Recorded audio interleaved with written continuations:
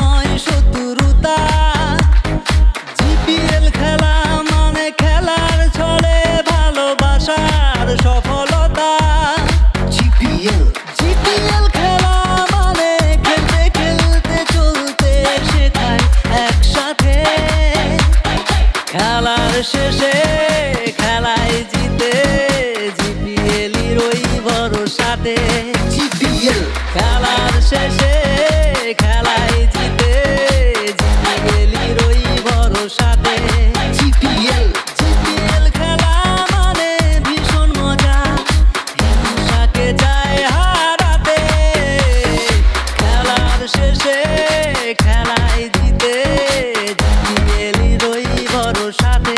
GPL খেলা মানে খেলার ছলে ভালোবাসার সফলতা।